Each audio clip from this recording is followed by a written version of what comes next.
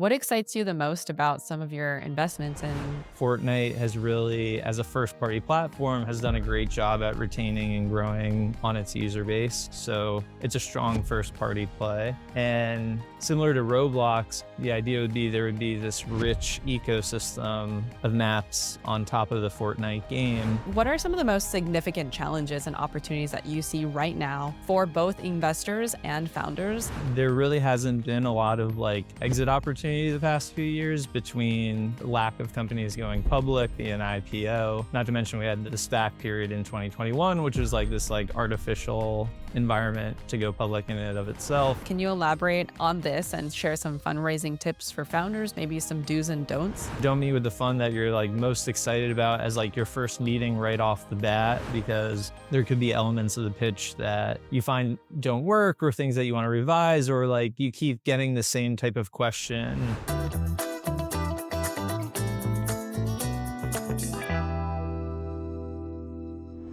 Hey everyone, this is stephrwong, and welcome back to the pod, Silicon Social. This is where we explore the human elements of tech and go beyond just the technical and financial aspects. You'll learn how Silicon Valley functions from the people who make it happen: startup founders, engineers, VCs funding the next big thing. We explore cutting-edge tech, the future of work, and what gives this place its regular disruptive heartbeat. Today, you'll hear from Elias Can, who is a principal at Grishin Robotics, a Silicon Valley-based VC firm that invests in early-stage consumer startups. He's been with Grishin Robotics for a little over 2 years now, joining as an associate in June 2022. In his role, he mainly focuses on end-to-end lifecycle management of all new investment opportunities. In total, Elias has more than 5 years of experience in VC, working with firms both on the West and East Coasts. He's also an active angel investor, recently backing companies like Playbite, Midwest Games, and Super Jump Games. And we know each other because I am a venture scout for Grishin Robotics, and he's just been an amazing partner, bringing insights for consumer internet technology companies and gaming, and that's what you're about to hear. So let's jump into it. Thank you so much for joining the pod, Elias. I'm really excited to have you on because of your amazing background in venture and a lot of the great insights that you've brought to the team and to myself. Thanks for coming on. Yeah, no, thank you for having me, Stephanie. Great to join. And you've been an awesome scout so far. So we're glad to have you in the Grishin family. Yes, it's been quite the fam. For everyone listening today, why don't you go ahead and start off by telling us a little bit about your insights about the VC world and how you got into venture and Grishin Robotics, and what drew you to focus on gaming and consumer internet companies? Yeah, happy to. And I'll say on the Grishin side, I've been with the team a little over 2 years now. So I joined in June of 22. But had originally, going back, looking a little further back, started my venture career in late 2018. And even getting there was a little bit of a hop as well. So in undergrad, I had dabbled a bit with some consumer apps myself. It was a fun time to build things for the App Store. Definitely not technical myself, so it was definitely managing some friends or some contract developers to help put some things together, test it out, see who liked it, who didn't like it. But the big thing that kind of came out of that was that I was going to a lot of founder meetups in the Princeton area. So got to spend a lot of time with founders there. It was really cool exposure, liked working with and meeting other early stage founders. And so, a cool way to kind of get introduced into what was the little tech scene or bubble there in Princeton, New Jersey. As you can imagine, much smaller community than what you would find in the Bay Area, but a nice kind of place to get started. After undergrad, I went to go work for a public equity manager out of school. I graduated in 2015. So I spent about 3 years with the public equity manager that I was working for. Great first role out of college. I was very happy to be there. I think passion wise for me, I kind of coming back to this, I really miss that energy and excitement that I found from spending that time in those founder communities during undergrad. And, didn't really know what venture was as a profession in undergrad. It was a little bit foreign to me. So I decided to take a little bit of a bet on myself and joined a venture training program in 2018. So I moved out to San Francisco in the fall of 2018. It was a 3-month program, had to recruit while I was out there to find a full-time job. So it was really just like a one-way trip and see what happens. So definitely a pretty like risky early career pivot, but something that I felt like was pretty important for me to do at the time. And fortunately was able to find my first role while I was out at that training program. I went down to work for a firm in San Jose, spent about a year and a half down in San Jose, and then COVID hit. And I decided it was time to move back to the East Coast. I had also gotten into NYU for my MBA. So it was a nice kind of like transition time to pick back up and move back east. Did a couple of venture stints while I was more focused on my MBA, which was good to keep plugged in, keep learning. Venture moves very quickly, so you got to keep up to date on all the latest happenings. And so it was nice to be able to have that like experience while I was still focused on school as well. And then started recruiting in early 22 for full-time opportunities, and fortunately was able to get in touch with the Grishin folks and, get an offer to join there. I think for me, something that I really enjoyed from the earlier stops that I'd made in my career on the venture side was more of the early stage focus. Definitely had done a little bit of late stage here or there, depending on the firm. But for me, I think the passion and energy that early stage founders have, like it's very invigorating. And, it's such a joy to like work with them there. Not to, say anything bad about the late stage folks. They know how to run their business. I think on the early stage side, there's definitely like a degree more of like collaboration and input there that really helps them get things turning. And so I wanted to find something in early stage. I knew I liked working with founders in that stage. And for me, consumer has always been a little bit more interesting because it's things that, I could be using on a daily basis, or things that are just more reflective of like what I might be using, as opposed to some of the more like traditional enterprise SaaS, B2B SaaS type products, which, you can get an appreciation for, but less likely to be an end user of it typically. So wanted to find something consumer, wanted to find something early stage. And so Grishin was a great fit because we are a early stage consumer fund. So it was a perfect kind of fit on that side. Yeah, I mean, well, enterprise SaaS, that's kind of where I come from in my world. But I have that appreciation for consumer tech, of course. I mean, it's also a window into the future of how it's going to change our lives. I also agree with the portfolio career that you've had in terms of all the twists and turns and pivots, because I myself have done that. And I can appreciate the need to take risks sometimes to get yourself into an unknown but possibly better position. And it's great to see that you have had that success so far. I do want to talk a little bit about VC trends Mhm. because, as you mentioned, VC moves so quickly. I mean, it changes every second along with the technology that you invest in. What are some of the most significant challenges and opportunities that you see right now for both investors and founders? And I know that from some partners at firms, they talk about taking bets that are contrarian at times. So you zig when others zag. Are there any bets that you're making that might surprise some of our listeners? Yeah, no, it's a good question. And I'll start with more of like the 30,000 foot macro type of scene and then get into some of those like contrarian ideas. I think for starters, like fundraising, whether you're a founder or a VC going out to raise from LPs or limited partners, it's tough for anybody in this market right now. I think the nice thing for me, having been in the industry for a little over 5 years, like it gives me some perspective to see when fundraising was a much quicker founder friendly process in 2020 and 2021. There was a lot of run up, especially for like quicker late stage deals that usually historically wouldn't have like materialized that quickly. But in this period, and you can see it in some of like the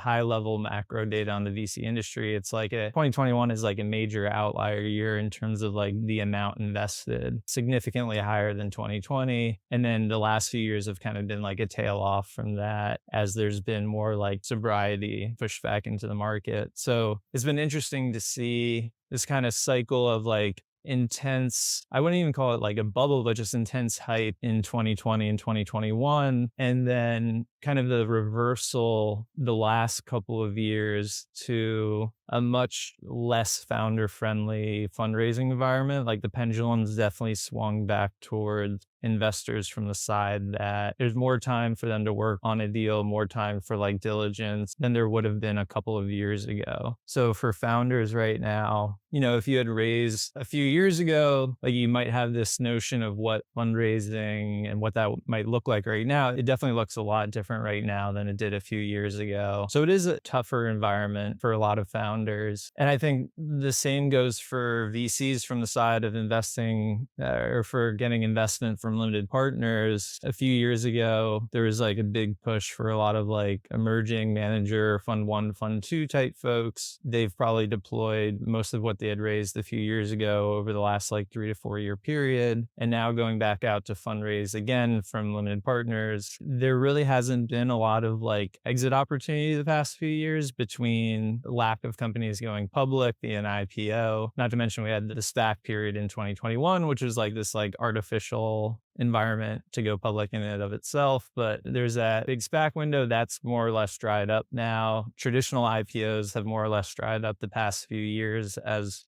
rates have increased as well. So we're not in a zero interest rate environment anymore. And then M&A has become more heavily scrutinized too. So the US has definitely been a bit more hawkish there. I think Europe has always been a bit hawkish on that side. And so when there's no IPOs and there's limited like big mega M&A activity, how do early stage investors distribute money back to limited partners? Like it's much tougher to do that. And so things are staying private longer. There's not as much distribution paid back to limited partners. And so it can make for a tougher fundraising story for a venture fund as well to raise a next fund. And we've seen like in the past couple of years, like the big tier ones have raised next funds like an Andreessen or and I'm pretty sure Bain announced a few big new funds recently as well. Like they're large AUM managers to begin with. They have very large LP bases as well. The story for them versus like a fund one or fund two manager on the VC side, it's much easier for them to go back out and raise again. So it's kind of like the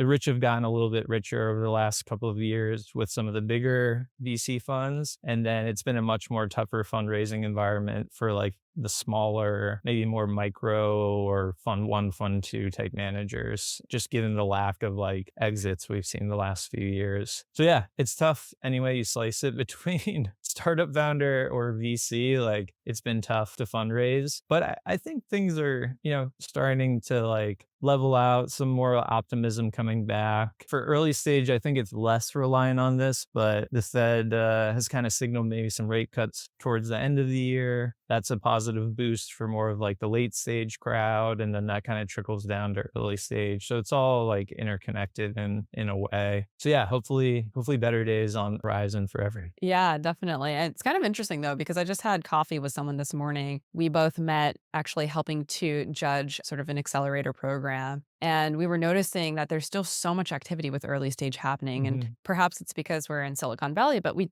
had participants coming from France and other countries as well. And so we were commenting about how it still feels like a lot of startups are forming and there is tons of innovation happening. And yet it's operating in this environment that feels like it's slower moving from a financial perspective, perhaps, especially as the vehicles like start to change and how they return capital back to investors. Have you seen any differences in founders actually deciding to start companies? I definitely think new company formation is definitely there. Like you're saying, I think there's a few reasons. Like one, generative AI as like a category has definitely introduced a lot of excitement and energy. And so there's folks that want to do something generative AI related. They feel like this is a good time to kind of be on the early edge of really seeing some of these like generative AI type spaces carved out. So it is like interesting time to be like an early mover, which I can imagine influences people to want to start companies. I think there's And the barrier also, to entry is lower, right? yeah, Because of that. yeah, for sure. And I think also the layoffs over the last few years could probably influence it from the side that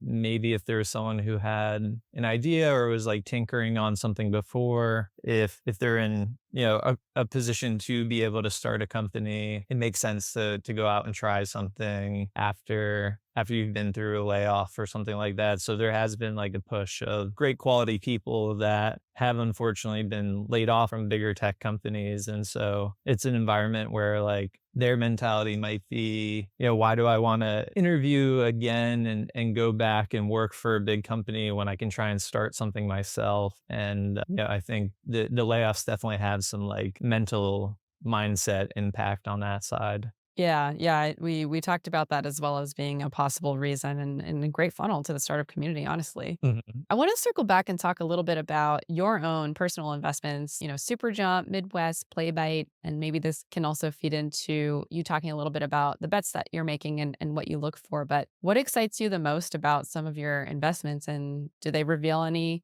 broader trends that you're seeing? Yeah.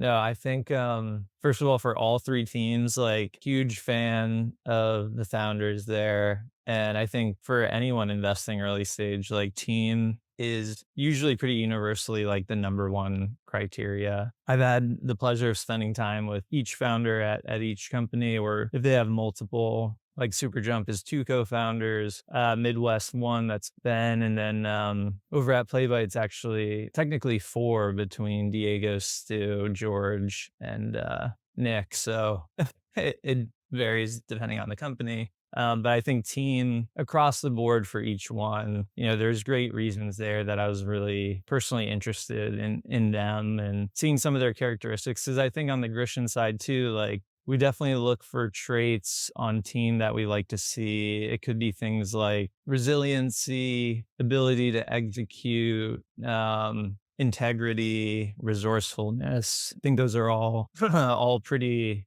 important like founder traits to see. And I'll say like each angel, like each one of those three angel investments for me, like there's different aspects about each one that really appealed to me. And I'll say as well, like Grishin, for the Grishin Robotics Fund, we led the Playbite round last year. So the fund is investors there. I was able to tag along as an angel to that round, but the fund isn't an investor in Midwest or Superjump. Those are just me personally. I think for Playbite, something that we really liked about them was this intersection of casual gaming and social. I think from COVID, we've definitely seen some pretty big trends towards people who are Gen Z and younger finding community and social in gaming.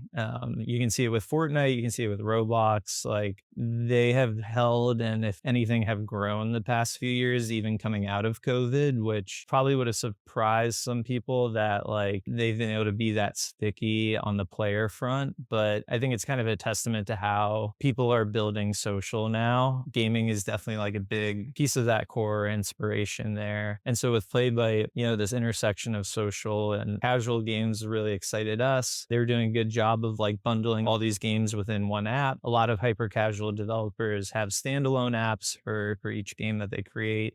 So we really liked Playbite's approach to bundle everything, drive in social, and really create more like multiplayer or like peer-to-peer type competition within the app.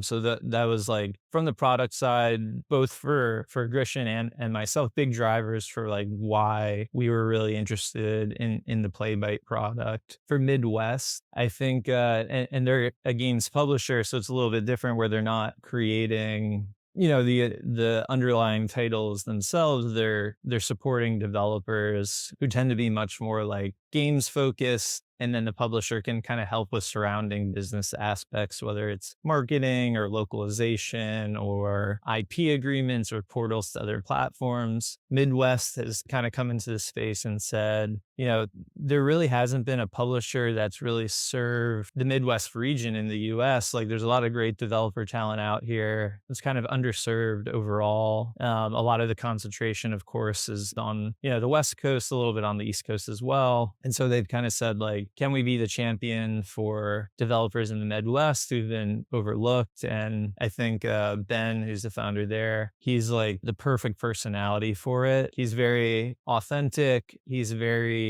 humble. He's a very, very strong communicator. Like, I just think he gives the persona of like someone who is going to be a champion of people who are underserved in that space. Like, he's a great person to be leading the charge and helm for that. And he comes from a pretty deep gaming background himself, spent some time with Netflix and with their gaming team, some time at Activision Blizzard as well. And so he knows the industry really well. He has a great narrative and a great mission. And so for me, that was pretty exciting to see. And then with Super Jump, Tisa and Chris, they are both from the mobile gaming side of things. So they're used to tight timelines, pretty tricky user acquisition, because the story for mobile lately has been like paid user acquisition has become very difficult and expensive, especially with changes on privacy. It's much harder to do like very niche targeting type strategies. And so for them, they're building maps on Fortnite. It's called UEFN, Unreal Engine for Fortnite.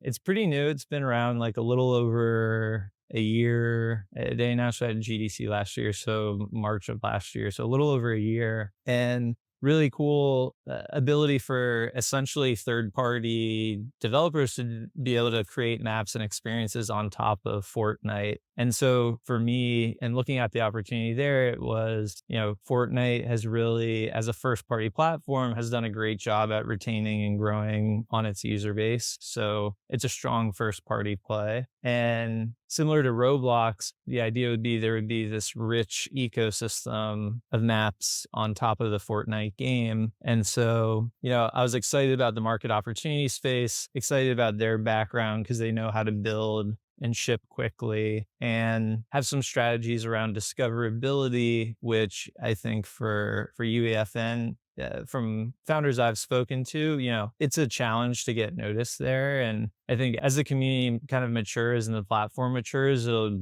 be a bit more structured. For now, it can be a bit more random or just like unstructured, for lack of a better term. And so, they have some good ideas around how do we drive people to want to come to Super Jump experiences as opposed to someone just saying, let me just log into Fortnite and see what I want to play from the creator map side. I think what that all reveals to me is just the thriving ecosystem around gaming. I think a lot of people think of gaming with just the interface that you interact with, but there is a lot of companies from the publishing side all the way to Unreal Engine that's a part of Fortnite. I mean, you can ride the coattails of an overall trend happening with user generated content and the social networking component of games.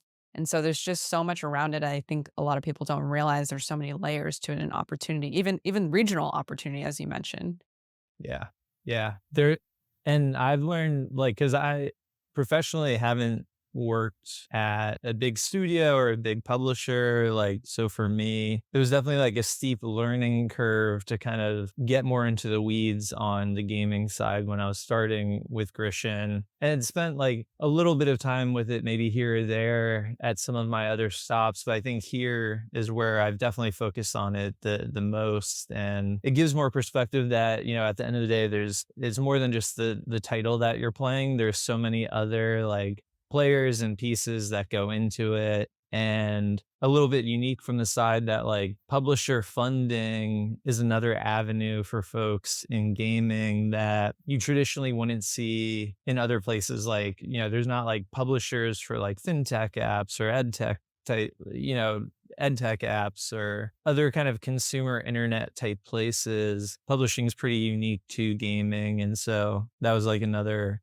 avenue that I learned a lot about since I've been here, just to like get a better appreciation for like, what are the avenues that developers can approach in terms of funding, in terms of go to market, like how do these players coexist? When do they invest? What does it look like? Sometimes publishers can take like an IP share. So it could be like a 25-75 split or a 50-50 split. And so some kind of structure like that would look pretty foreign to a venture firm. Like, we don't own the IP on, or like a cut of revenue on the gaming side, or like own a piece of the IP. Like, we own pref equity in the company itself. So structure wise looks much different too, but both publisher or venture money are like avenues that game developers go to. And, they can coexist at the same time. Sometimes they pick one or the other, sometimes neither at all. Like, yeah, really depends Yeah. situationally. It's fascinating. I mean, I didn't know that. And it's nice that you get this crash course on it by working directly with founders. And now you can provide that mentorship and guidance to them for Mhm. the avenues that exist. And then from the fundraising side, I know that you've been vocal on on your LinkedIn about advising founders to avoid an investment with liquidation preference multiples above 1x. So, curious what that means. Can you elaborate on this and share some fundraising tips for founders, maybe some do's and don'ts? Yeah, I would love to. So starting with the liquidation preference, I saw it, and the reason I had even posted it, I had seen I think it was the Carta 1Q24. They do a great job kind of sharing the numbers from like seed to Series D plus type area, like what's happening, where are we seeing for like median valuation, number of deals, how does that compare over, let's say, the last like 6 or 7 quarters? They do a great job sharing data quarterly in a nice format. And I'd seen that, higher liquidation preferences were on the rise, which I get from the side that it's a tougher fundraising environment. So founders kind of have to make some concessions there. I just think there's better places to make a concession, especially for an early stage founder, than doing a higher liquidation pref. And so stepping back, what the industry standard is the 1x. And basically what that means is, you sell your company. Let's say I invested in Stephanie's company. I invested 1 million, 5 million post money. So I own 20% of your company. Let's say you sell for $10 million in a year from now.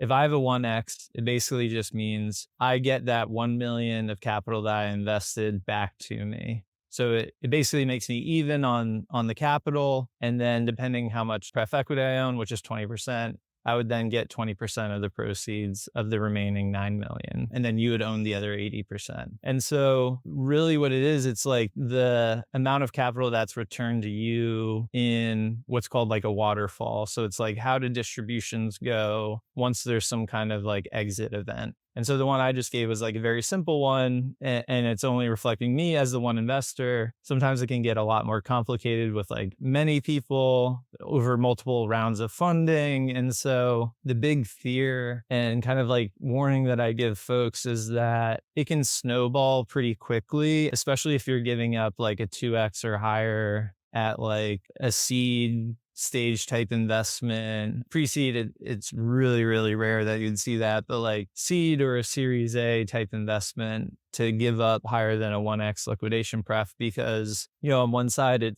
when you hit that waterfall, it's more capital that you're returning to them.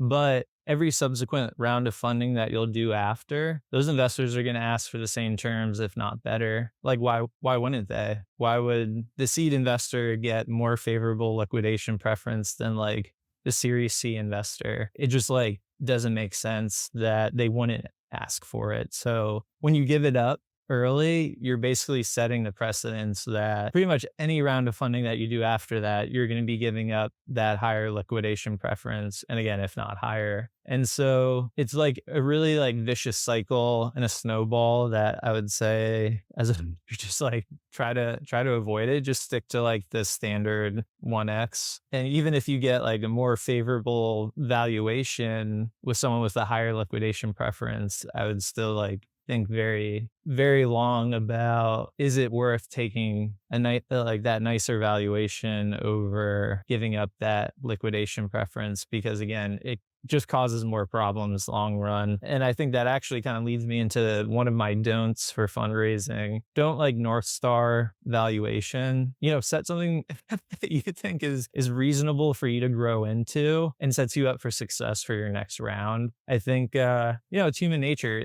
Like, people want to take the best number that's given to them. And sometimes it's like not the best move for you to do for your company or to set you up for success in the future, because the higher the number that you take earlier on, the bigger the expectations over that next like 18 to 24 month period. And so if you really lean too much on optimizing for valuation and getting the best number that you can get there, you're just setting expectations higher for that period. And you really need to perform, because you don't want to get into a spot where you miss and now you have to do like a down or a sideways round. Like the optics there are usually pretty difficult for people to stomach. So yeah, I would say find a valuation number that you're comfortable with, and obviously that the investors are comfortable with, but don't try and like put all your energy into maximizing on valuation. It probably isn't like the best move for you early on or long run. Yeah, exactly. I mean, it is a number, and I could see it being a very big deal in the startup community because it's sort of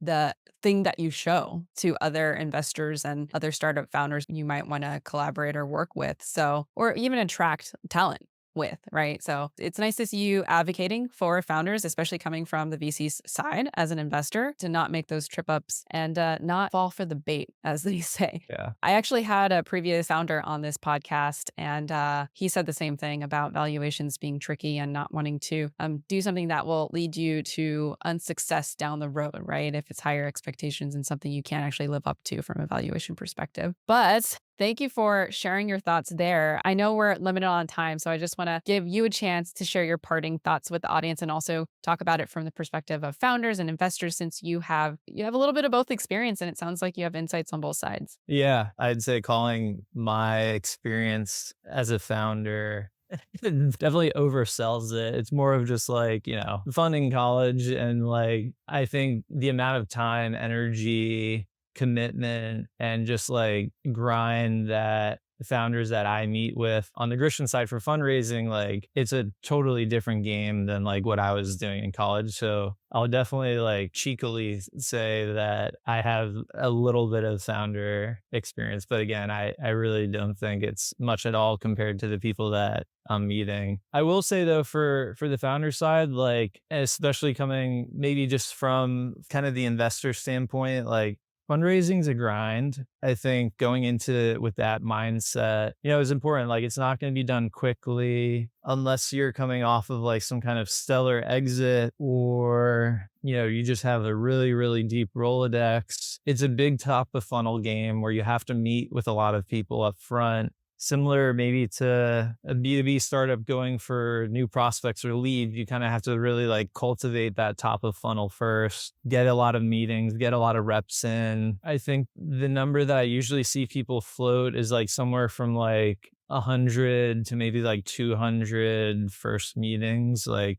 I think that sounds like pretty reasonable, like somewhere in there, just to like work across as many investors as you can meet. It'll help you refine your pitch as well. Maybe don't don't meet with the fund that you're like most excited about as like your first meeting right off the bat, like the first meeting you take for your fundraise, because there could be elements of the pitch that you find don't work, or things that you want to revise, or like you keep getting the same type of question, maybe from like the first three people that you chat with, and you're like, oh, maybe I should like tweak some of the narrative or something that I have in the deck. But this is all kind of just say cast the wide net early on, because you just need to do it both to like find the right people, but also get the reps in to make it better for yourself and more likely that you'll hit a good outcome. And I think, something maybe as like a parting thought, because I think it's true on the venture side, like you're always trying to find outliers. VC is very power law driven. From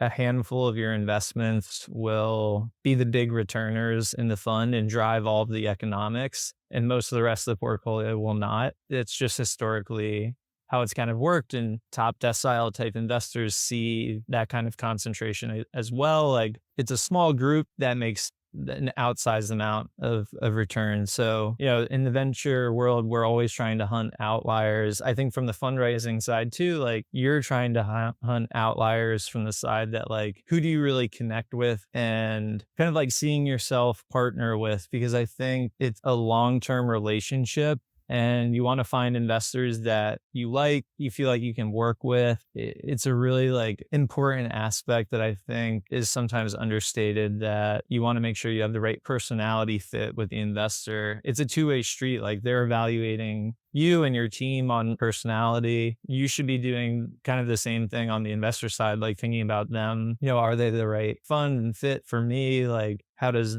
personality work with them? I think it's definitely like a two-way street. So I'd say cast the wide net, think a lot about fit and personality as you're meeting with investors and going deeper into your process. And same kind of idea from the venture side, like we're hunting for outliers, like you're hunting for outliers for that relationship as well. So yeah, it's Yeah. a grind. Well said, though. I think with most things in life, when you're looking for new opportunities and growth, it's about getting the reps in, refining, and buckling up for the ride and evaluating others for yourself, too. It's not just a one-way street. So I love that. Great insights. Before we wrap up, I do always do this fast five to get some quick thoughts at the end. So don't think too much. I might know some of your answers or I might be able to predict them, but are you ready? Yep.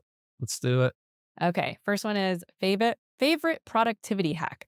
Ooh, I would say pre-building my meeting notes and reviewing decks up front of the meeting. Sometimes founders like to go through the deck first time in the meeting. I really appreciate it up front because then I can kind of build out my notes up front, already have like some general questions that I want to ask. And then I'm spending less time in the meeting, taking notes and thinking about what I'm writing, and more time just like directly focused with the person that I'm meeting with. So definitely love when I have the chance to like build out my notes, review a deck up front. I think it just like makes the experience for both sides so much better and a better conversation. I agree. I recently did that and had so much more of a productive conversation and left a better impression too, for Yeah. the other side. Yeah. I don't think Okay. founders want to do like a walk through the slides meeting either. A Right. conversation is just like more natural, feels better. Like, don't pitch me, just like have a conversation with me. That's kind of how I like to structure it. Exactly. Okay. So this next one, I have a feeling I might know your answer, but who knows? You might have a different take on it. VC funding or bootstrapping? Ooh, that's a good one. I would say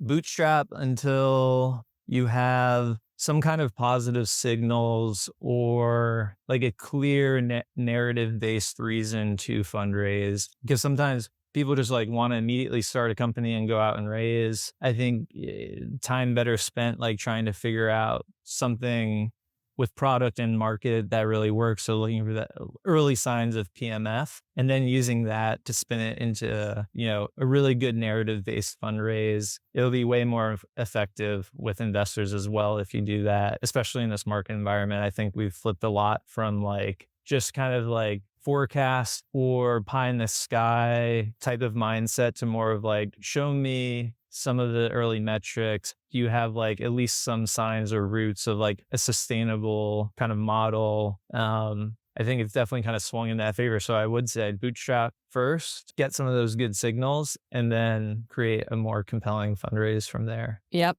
Plus one to that. Plus, you might get the question from a VC of what you're going to do with the capital invested and specifically how it'll be used to reach 50 or 100 million ARR within five to 10 years or Yeah. whatever it may be. So it's a key question to answer. Yeah.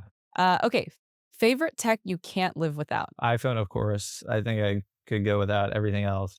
But I'm trying to think of another like not so obvious one. Well, it's a pretty fair answer. I would probably say the same thing, to be honest. It's like attached to my hip. So It's such a good form factor. You can do a lot on it. I think going without a smartphone in general, it'd be tough to have it and then try and go back to a world without it. It'd yeah, be interesting. sad but true. Yeah, yeah, it is.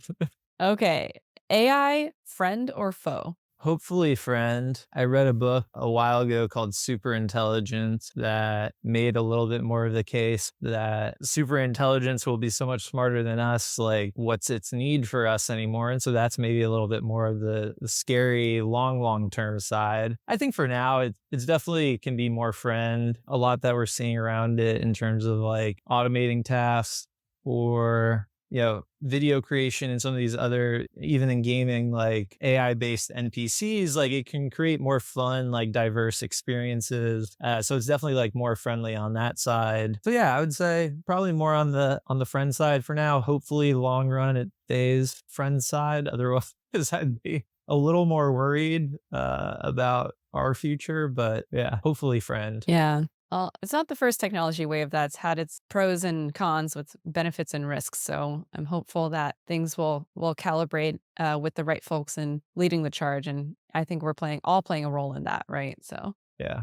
Yeah. okay, if you weren't an investor, you would be a I would say ideally, so I love the NBA, played basketball a lot growing up, played competitively, like high school AAU, was recruited to play in college. So like I love basketball. If I could, and this is more of like a pipe dream, if I could be a GM or president of basketball operations one day for an NBA team, would absolutely love that. Realistically, for where I am today in career and age, if I can be in some kind of supporting role for like a GM or head of basketball operations, that would be very cool. Like I definitely don't think I'm at that level to even like sniff being a GM of an NBA team, but love basketball, love sports. I think the business side of it's really interesting. The player development side is really interesting. And so yeah, if I could do something in the NBA, would love it. well, this question is not supposed to be about realistic expectations. So whatever is your pipe dream is the answer. Yeah.